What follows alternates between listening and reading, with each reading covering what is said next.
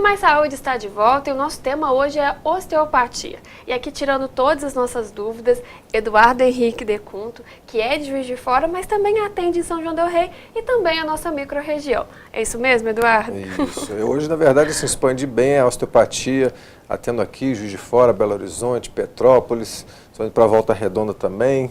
Então, a osteopatia, na verdade, eu só não posso me dividir em vários, né? Se pudesse clonar seria mais fácil, né? Mas a gente ainda não está nesse ponto, né?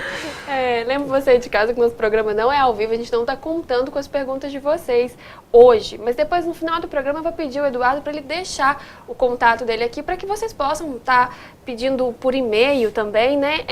Alguma pergunta, alguma questão também, fazendo essas questões diretamente a ele. Eu lembro também a vocês que a gente tem um WhatsApp, então você pode deixar sua opinião também pelo 999-72-1640. A gente vai contar com a opinião de vocês aí.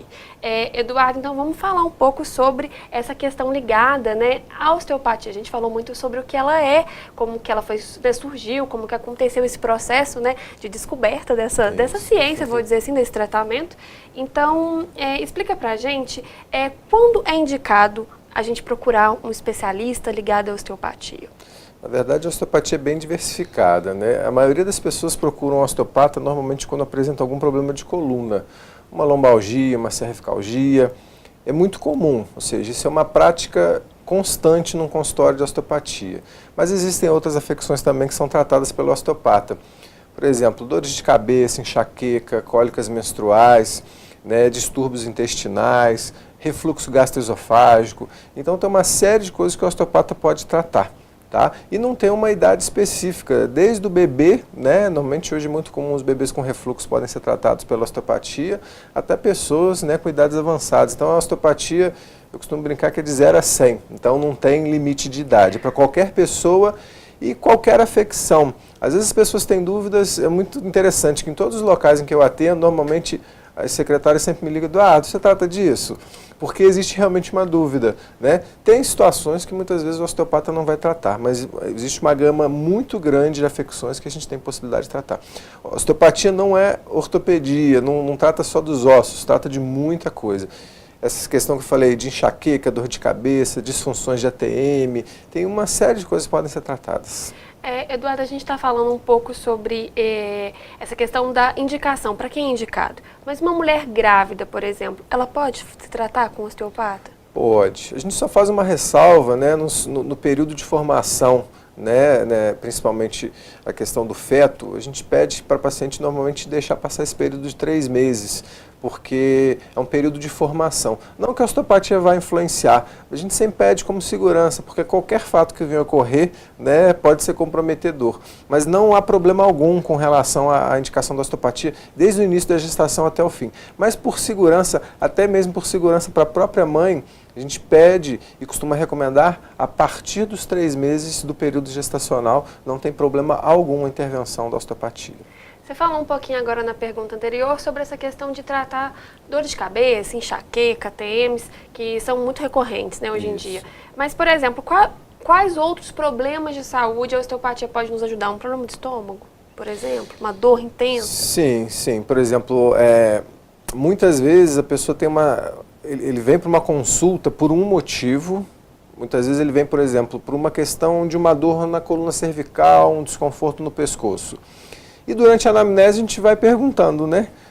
Você tem algum problema no estômago? Sim, eu tenho uma queimação, eu costumo ter uma azia. Então, durante essa avaliação a gente vai identificando vários pontos. Às vezes aquele não foi o foco principal da consulta.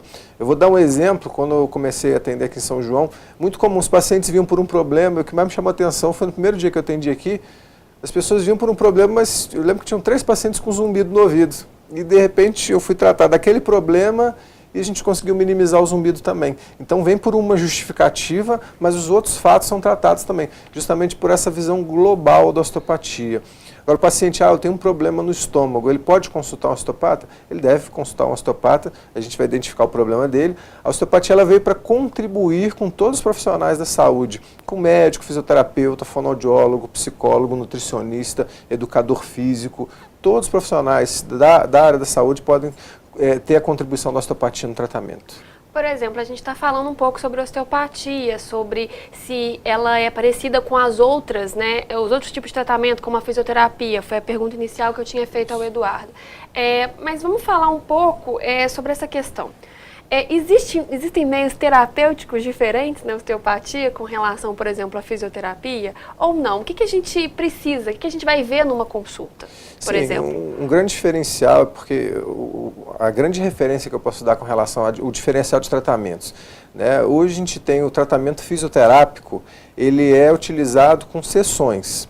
Então o paciente faz 10 sessões, 15 sessões, 20 sessões. É um tratamento e é um compromisso semanal que o paciente tem.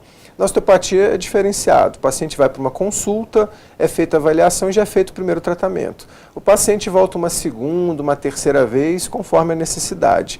Pode ser atendido 4, 5 vezes? Pode.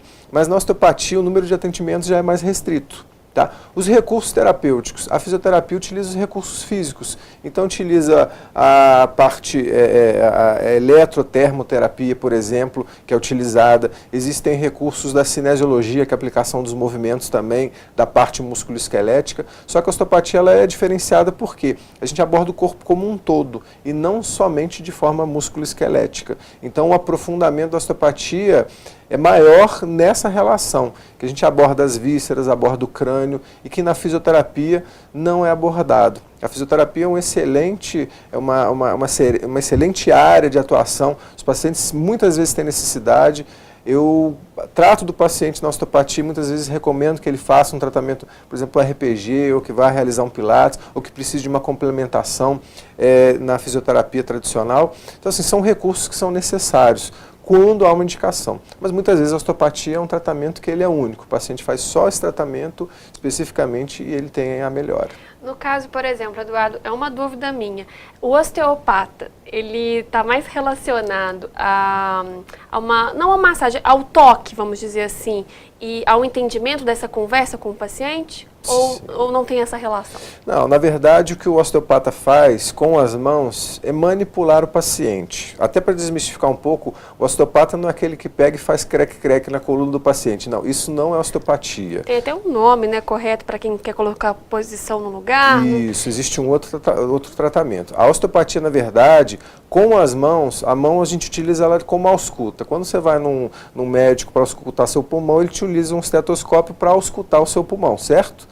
Na osteopatia a gente utiliza como ausculta as mãos. Então a gente percebe a densidade do tecido, a gente percebe a atração do tecido, verifica o que é de errado, verifica esse movimento do crânio, verifica o movimento das vísceras e aquilo que apresenta uma alteração, o osteopata vai corrigindo. Então, na verdade, eu costumo utilizar esse exemplo. O osteopata é como se ele fosse o afinador de um instrumento, só que o instrumento é o corpo. Ou seja, o corpo responde a essa afinação. Isso, também. Com certeza. Então a gente vai dar uma paradinha, Eduardo, para a gente fazer também um intervalo. Lembro você aí de casa que o nosso programa não é ao vivo, então a gente não está contando com as perguntas de vocês. Mas está gostando desse tema, quer deixar o seu comentário, a sua opinião? Entre em contato aqui no WhatsApp, 999-72-1640. A gente vai para o intervalo pequeno e voltamos já já.